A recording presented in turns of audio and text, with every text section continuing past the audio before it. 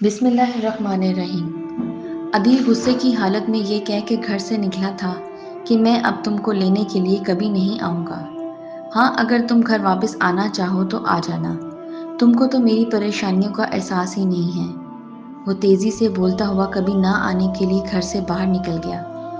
زبیدہ بیگم عدیل کو یوں جاتا دیکھ کر عبیرہ کو سمجھانے لگی، آہستہ آہستہ سب ٹھیک ہو جائے گا، اس پہ ذمہ داریاں ہیں۔ گھر کا بڑا بیٹا ہے، ایک بہن کی شادی ہو رہی ہے، دوسری بہن کی بھی کچھ عرصے بعد ہو جائے گی، پھر وہ ہوگا اور تم ہوگی۔ بس ایک کام کرو، اس کے ساتھ پیار محبت سے رہو۔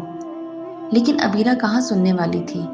آج اس واقعے کو 10 برس گزر چکے ہیں اور کوئی دن ایسا نہیں گزرا جب عبیرہ نے عدیل کو یاد کر کے ماتم نہ کیا ہو۔ وہ ہر روز عدیل کی تصویر سے اپنی غلطیوں کی معافی مانگتی ہے۔ 10 مہینے جو اس نے عدیل کے ساتھ بتائے تھے، ان دنوں کو یاد کر کے روتی رہتی ہے اور کہتی ہے، میں نے اپنی زندگی کے خوبصورت دن اپنی بد زبانی کی وجہ سے ضائع کر دیے۔ آج بھی عبیرہ اصغر کو اس کے بابا عدیل کے بارے میں بتا رہی تھی۔ باہر بیٹھی نورا اپنی سوچوں میں گم عبیرہ کی باتیں سن رہی تھی۔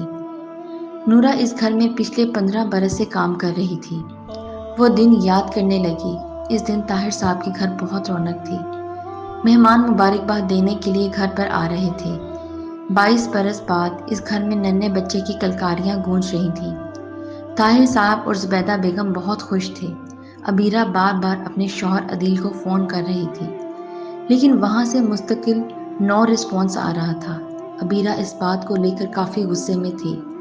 زبیدہ بیگم ننھے اصغر کو گود میں لیے عبیرہ کے قریب بیٹھی اسے سمجھا رہی تھی کہ عدیل کے ساتھ اپنا رویہ درست رکھو، شادی والا گھر ہے، وہ مصروف ہوگا، جب مس کال دیکھے گا تو کال بیک کر لے گا۔ ابھی وہ بول ہی رہی تھی کہ طاہر صاحب کی بہن راحیلہ اپنی بیٹی ہیرا کے ساتھ کمرے میں داخل ہوئیں۔ انہیں دیکھتے ہی زبیدہ بیگم نے عبیرہ کو آنکھ دکھا کر چپ رہنے کا اشارہ کیا اور مسکراتے ہوئے راحیلہ اور ہیرا کو بیٹھنے کے لیے کہا۔ دونوں عبیرہ سے گلے ملنے کے بعد اس کے پاس بیٹ نہیں ہے، اس وجہ سے ایسی دکھ رہی ہے۔ عبیرہ کی بجائے زبیدہ بیگم نے غور سے عبیرہ کو دیکھتے ہوئے کہا، ہاں یہ تو ہے، کوئی بات نہیں، اللہ نے اتنی بڑی خوشی دی ہے، اللہ کا شکر ہے، انشاءاللہ جلد صحت یابی بھی اللہ پاک دے گا۔ راحیلہ نے آگے بڑھ کر ننھے اصغر کو گود میں لیتے ہوئے کہا اور ننھے اصغر کے پیٹ پہ منہ دکھائی کا انویلپ رکھ دیا اور پھر عبیرہ سے مخاطب ہو گئی، ہاں تم بتاؤ، عدیل نے اس خوشی کے موقع پر تم کو کیا تحفہ دیا؟ پھپھو ابھی کچھ نہیں دیا اور ساس سسر نے انہوں نے بھی کچھ نہیں دیا۔ 6 دن ہو گئے ہیں اور کسی نے مجھے کچھ نہیں دیا۔ راحیلہ کے لہجے میں حیرانگی تھی۔ ابھی دن ہی کتنے گزرے ہیں، دے دیں گے، کون سا بہت سارا وقت گزر گیا ہے۔ زبیدہ بیگم نے راحیلہ کو یوں بولتے دیکھا تو درمیان میں ہی ٹوک دیا، لیکن راحیلہ کہاں چپ رہنے والی، کہنے لگی، بھابھی آپ داماد کی اتنی سائیڈ مت لیں، بلکہ عبیرہ کو سمجھائیں کہ اپنا حق مانگے، آپ تو الٹا ان سب کی طرفداری کر رہی ہیں۔ راحیلہ تو عبیرہ کے ذہن میں شوہر کے خلاف زہر بھر کے اپنے گھر چلی گئیں اور زبیدہ بیگم جو اپنی بیٹی کو بہت اچھی طرح سے جانتی تھی، اپنا سر پکڑے ہوئے اللہ سے دل ہی دل میں دعا مانگ رہی تھی کہ فون کی گھنٹی بجنے پر چونک کر بیٹی کی طرف دیکھنے لگی، جو فون ہاتھ میں پکڑے بیٹھی ہوئی فون کو غصے سے دیکھ رہی تھی۔ زبیدہ بیگم نے اس کو یوں غصے میں دیکھا تو پوچھا، کس کا فون آیا ہے؟ لیکن عبیرہ نے ماں کو کوئی جواب نہیں دیا، جس پہ دوبارہ زبیدہ بیگم نے چیختے ہوئے بولا، عبیرہ فون پک کیوں نہیں کر رہی ہو؟ لیکن عبیرہ نے تو ماں کی بات نہ سننے کی قسم کھا رکھی تھی۔ دوبارہ پھر کوئی جواب نہ پا کر زبیدہ بیگم نے آگے بڑھ کر عبیرہ کے ہاتھ سے فون چھین لیا اور دیکھا تو عدیل کا فون تھا۔ تم نے عدیل کا فون کیوں پک نہیں کیا؟ چلو کال بیک کرو، انہوں نے فون عبیرہ کی طرف پھینکتے ہوئے غصے سے کہا۔ لیکن عبیرہ نے تو بدتمیزی کی انتہا کر دی۔ کیوں کروں، کہہ کے وہ دوسری طرف کروٹ بدل لی۔ زبیدہ بیگم عبیرہ کو سمجھانے کی کوشش کر رہی تھی، لیکن عبیرہ پہ نہ اثر ہونا تھا نہ ہوا۔ ابھی ماں بیٹی میں تکرار ہو رہی تھی کہ رحمان بابا نے عدیل کے آنے کی اطلاع دی، تو زبیدہ بیگم رحمان بابا کے ساتھ کمرے سے باہر آ گئیں۔ عدیل سے ملنے کے بعد اس کو عبیرہ کے کمرے میں بھیج دیا تاکہ دونوں میاں بیوی اکیلے میں کہا سنی کر کے دلوں کو صاف کر لیں، لیکن وہ عبیرہ کے مزاج کی وجہ سے کافی ڈری ہوئی تھی کہ کہیں وہ کچھ غلط نہ کر بیٹھے۔ ابھی وہ باورچی خانے میں کھڑی سوچ ہی رہی تھی کہ کمرے سے عبیرہ کی زور زور سے بولنے کی آوازیں آنے لگیں تو زبیدہ بیگم دوڑ کر عبیرہ کے کمرے میں آ گئی۔ رحیلہ جو بارود عبیرہ کے ذہن میں بھر کے گئی تھی، عبیرہ با آواز بلند عدیل کے اوپر پھوڑ رہی تھی۔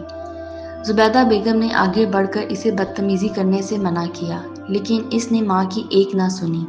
وہ تو کچھ اور ہی کرنے کے موڈ میں تھی، بار بار ایک ہی بات کہے جا رہی تھی، یا تو اپنے ماں باپ اور بہنوں کو دیکھو یا مجھے۔ سال ہونے کو ہے لیکن آج تک کوئی تحفہ نہیں دیا، کہیں گھمانے نہیں گئے، اور عدیل اس کے جواب میں بس یہ بول رہا تھا کہ میرے حالات اس قسم کے کام کرنے کی اجازت نہیں دیتے، میرے اوپر بہت ذمہ داریاں ہیں۔ عدیل بھی غصے میں تھا، لیکن عبیرہ نے تو اپنی زبان کے گھوڑوں کو بے لگام چھوڑ دیا تھا۔ زبیدہ بیگم جو خاموش تماشائی بنی اپنی بیٹی کو یوں چیختے ہوئے دیکھ رہی تھی، اپنا سر پیٹ کر رہ گئی۔ جب عبیرہ نے یہ کہا، تم جاؤ اور اپنی ذمہ داریاں نبھاؤ، میں تمہارے ساتھ نہیں رہوں گی، عبیرہ کا یہ کہنا تھا کہ عدیل بڑبڑاتا ہوا تیزی سے باہر نکل گیا، اور زبیدہ بیگم غصے سے بیٹی کو دیکھتی رہ گئی، جو ابھی تک بڑبڑا رہی تھی۔ باہر سے موٹر بائیک سٹارٹ ہونے کی آواز پہ زبیدہ بیگم چیخ پڑی، وہ چلا گیا ہے اور اب تم کو لینے بھی شاید ہی آئے، لیکن تم کو اس سے کیا؟ یہ کہتے ہوئے انہوں نے بیٹی کو غور سے دیکھا اور کمرے سے باہر نکلنے کے لیے ابھی دروازے تک پہنچی ہی تھی کہ سامنے سے رحمان بابا آنسوؤں سے ترا چہرہ لیے تیزی سے آتے دکھائی دیے۔ ان کے چہرے سے پریشانی ٹپک رہی تھی۔ زبیدہ بیگم کو دیکھتے ہی وہ زور زور سے روتے ہوئے بتانے لگے، بی بی عدیل بابو کی بائک سامنے والے پول سے ٹکرا گئی، عدیل بابو کا بہت خون بہا ہے، طاہر صاحب ان کو ہسپتال لے گئے ہیں، دعا کریں عدیل بابو کی زندگی کے لیے۔ رحمان بابا کی رونے کی آواز سن کر عبیرہ بھی کمرے سے باہر آ گئی تھی۔ کچھ ہی دیر بعد خبر آ گئی، عدیل نے اپنی بات سچ کر کے دکھائی کہ اب وہ نہیں آئے گا۔ عبیرہ چیخ چیخ کر رو رہی تھی۔ بڑی بیگم اسے گلے سے لگائے کھڑی کہہ رہی تھی، اب کیا فائدہ اس طرح چیخو پکار کرنے کا۔ نورہ یادوں کے دائرے سے باہر نکلی اور ایک آہ بھرتے ہوئے اپنی دونوں ہتھیلیوں سے آنسوؤں کو صاف کیا اور عبیرہ کے کمرے کی طرف دیکھا۔ کمرے کا دروازہ کھلا ہوا تھا اور عبیرہ اپنی اور عدیل کی تصویر جو دیوار پہ لگی ہوئی تھی غور سے دیکھ رہی تھی۔ نورہ اس اجڑی ہوئی اداس لڑکی جو تصویر کے سامنے غمزدہ کھڑی تھی کو دیکھ کر نم آنکھوں کے ساتھ اپنے سرونٹ کوارٹر کی طرف چلی گئی۔ ڈھونڈو گے ہمیں ملکوں ملکوں، ملنے کے نہیں، نایاب ہیں ہم۔